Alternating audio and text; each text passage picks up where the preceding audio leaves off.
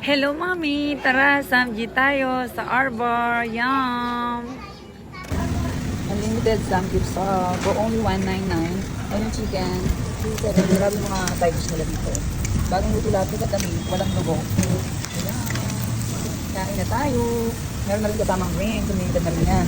Unlimited na the lettuce. It's very fresh. Pinakamasarap na samgyup style sa Mabalacat. Pag hindi masarap, babalik yung pera niyo. Cheers!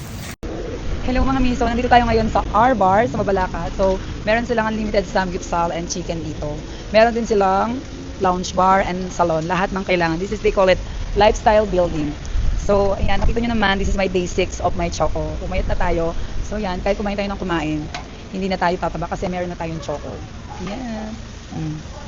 Ang maganda sa choco mga mi, kumakain ka pa din, pero yung cravings mo hindi ganun ka, no? Tinutulungan ka niyang mag-cut ng cravings, in the same time, nagbe-burn siya ng mga unwanted fats. So ngayon, nag-take ako ng choco kanina. Gusto kong kumain, pero hindi yung, alam mo yung feeling na pag hindi ako nag-choco, yung kain ko parang gusto ko lahat kainin, yung ganun. Pero pag nag-choco ka, kakain ka pero hindi ganun ka, ano, yung patay gutom yung datingan. So yun yung effect niya sa akin, na. And the most of my, na nag-take sila, ganun din yung effect. Tapos laging, lagi ka na uhaw. So, tignan natin siya, masarap.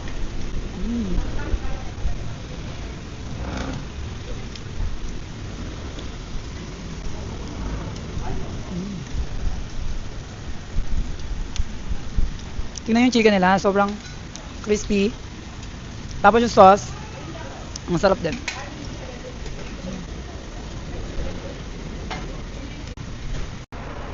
Ngayon mga mi, tikman naman natin yung side dish nila. So, syempre, unahin natin yung kimchi. Ang gusto ko sa kimchi dito, it's laging bagong gawa. Ako kasi gusto ko yung 1 day to 2 days yung kimchi lang. Pero yung iba, prepare kasi nila yung ferment talaga siya for 1 week, 2 weeks, yun. Sobrang sarap ng kimchi nila. Tapos, look at the saging. Sakto lang hiwa. Hindi sobrang lambot, hindi rin matigas.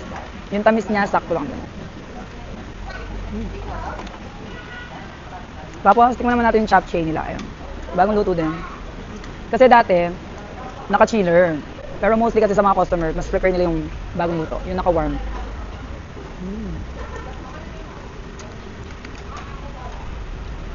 Ang sarap. Not bad na sa price nila.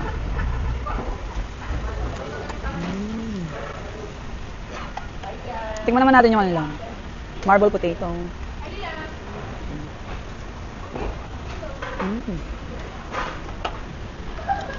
And the macaroni.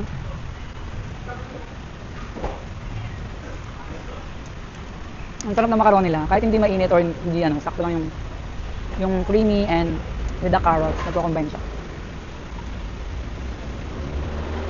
Iba-iba yung nila dito. Ngayon meron silang yung pipino na may creamy. Masarap din. Nakaka-refreshing, parang medyo naumay ka kakakain. Tapos kumain ka ulit nito. Magkakagana ka ulit. Parang gano'n. Yung lasa niya. Sarap. Ayan, yung pamangkin ko, laging nakikisali sa aming video. Naglalaro siya. So, ngayon tikman naman natin yung meat nila. Doon tayo magkakaalaman sa meat. Pero dahil ako expert ako sa meat, yung meat nila nasa tow ng maayos. Kaya malalaman mo kasi pag hindi na tow ng maayos, maraming dugo at lusaw-lusaw. Dito nakita niyo naman kanina yung mga talagang ang ganda ng meat nila. So try natin yung sauce. Yan, pamangkin ko, kinukulit ako.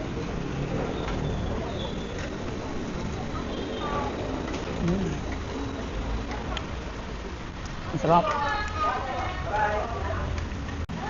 Ang sarap ng meat nila.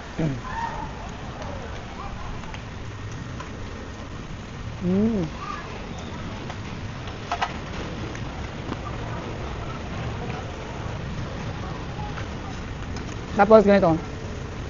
Sausaw mo sa paste nila. Lagyan mo sa kanin. Tapos lagyan mo ng kimchi.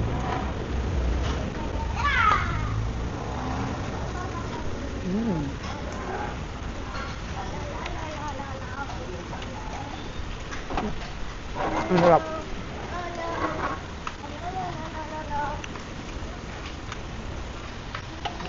The best. Sobrang sarap. So, ito na yung second round natin. Baka sabihin nyo naman, isang round lang tayo. Pangalawang round na.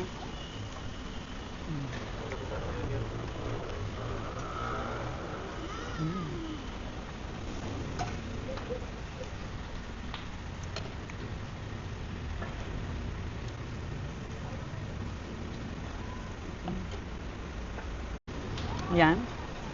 Sige pa ng sige pa. Diba? Hindi ako natatakot kumain ng kumain kasi pag may choco ka, you can still enjoy the life. But in the same time, you can detox after you eat a lot.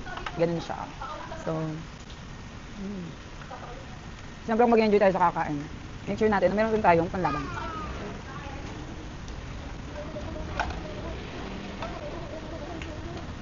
Ang ingay na pamangkin ko.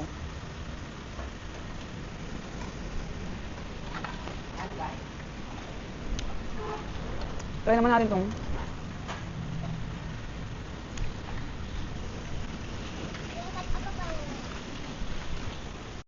so, lalagyan natin ng meat, kimchi, siyempre.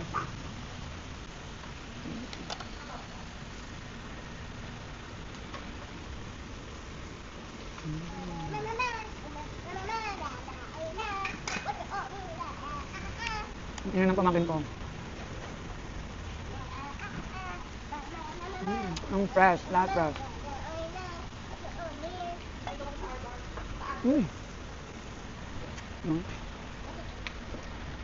Happy tummy. Okay, third round. Diba, nagpahinga lang tayo, tapos kain ulit. Ngayon, try naman natin yung cheese nila.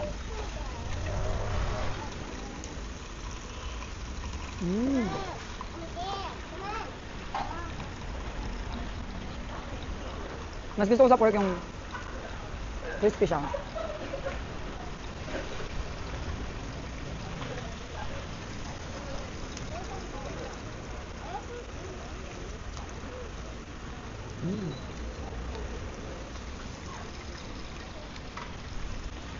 So, ano na? Ito.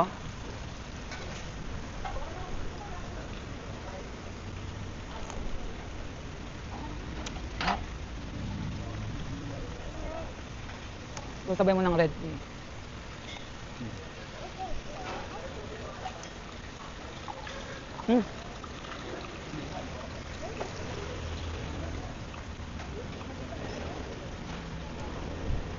Ay, ang sarap.